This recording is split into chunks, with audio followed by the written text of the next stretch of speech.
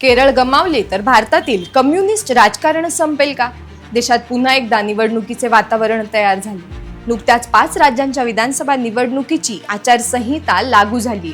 केरळ, आसाम, पश्चिम बंगाल, तामिळनाडू आणि पद्दुचेरी या 5 राज्यांमध्ये निवडणुकींचे बिगुल वाजलेत. या 5 राज्यांपैकी सर्वाधिक राजकीय लक्ष ज्या राज्याकडे लागले ते राज्य म्हणजे केरळ. कारण केरळ हे आजच्या आघाडीला भारतातील कम्युनिस्ट राजकारणांचे शेवटचे सत्तेतील राज्य आहे. केरळ विधानसभा निवडणूक कम्युनिस्ट पक्षासाठी का महत्वाची आहे हे समजून घेऊया. नमस्कार, मी प्रियांका पालके आणि तुम्ही सगळे पाहताय द फिफ्थ कॉलम.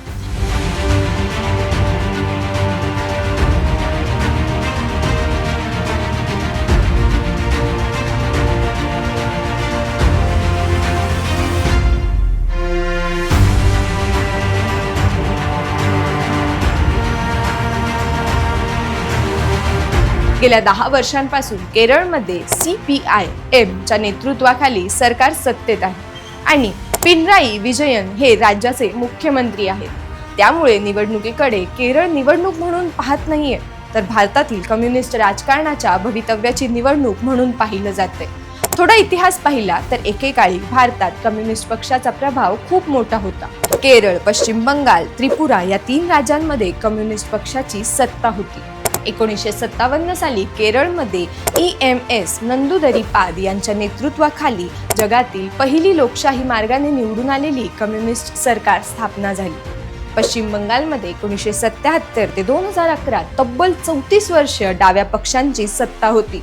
पण 2011 मध्ये ही सत्ता संपली आणि मग तृणमूल काँग्रेस सत्तेत आली. विशेष म्हणजे आज पश्चिम बंगालमध्ये कम्युनिस्ट पक्ष हे केवळ सत्तेबाहेरच नाहीत, तर ते प्रमुख विरोधी पक्षाची जागाही गमावून बसलेत. आज बंगालमध्ये मुख्य राजकीय संघर्ष तृणमूल काँग्रेस आणि भाजप यांच्यामध्ये दिसतो. त्रिपुरामध्ये 2018 मध्ये कम्युनिस्ट सत्ता संपली आणि भाजप सत्तेत आली. मात्र एक महत्त्वाचा फरक दिसतो, तो असा की त्रिपुरामध्ये कम्युनिस्ट पक्ष अजूनही प्रमुख विरोधी पक्ष म्हणून अस्तित्वात आहे. आजच्या घडीला भारतात फक्त केरळ हे एकमेव राज्य असे आहे जिथे कम्युनिस्ट पक्ष हे सत्तेत आहे. त्यामुळे एक मोठा प्रश्न विचारला जात आहे, जर केरळमध्ये कम्युनिस्ट सरकार यांचं पराभूत झालं तर भारतातील कम्युनिस्ट राजकारणाचं पुढे काय होईल? कारण जर केरळमध्ये सत्ता गेली तर भारतात एकही असं राज्य उरणार नाही जिथे कम्युनिस्ट पक्ष सरकार चालवत आहे. यामध्ये आणखी एक शक्यता राजकीय विश्लेषण मांडतात.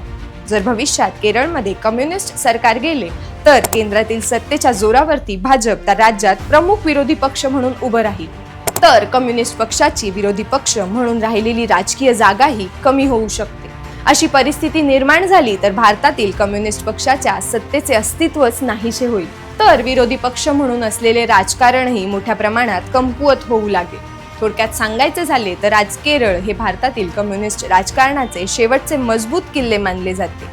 जर हा किल्ला टिकला तर कम्युनिस्ट राजकारणाला अजून काही काळ संधी मिळू शकते, पण जर हा किल्ला टिकला नाही तर भारतातील डाव्या राजकारणासाठी ते एक मोठे ऐतिहासिक वळण ठरू शकते. त्यामुळे आगामी काळात केरळमधील निवडणूक ही केवळ एका राज्याची निवडणूक न राहता भारतातील कम्युनिस्ट राजकारणाच्या अस्तित्वाशी असलेली निवडणूक ठरू शकते. तुमचे मत काय हे मला कमेंट्समध्ये नक्की सांगा. केरळमध्ये कम्युनिस्ट सत्ता पुढेही टिकू शकते का हे कमेंट्समध्ये सांगाच. जय महाराष्ट्र.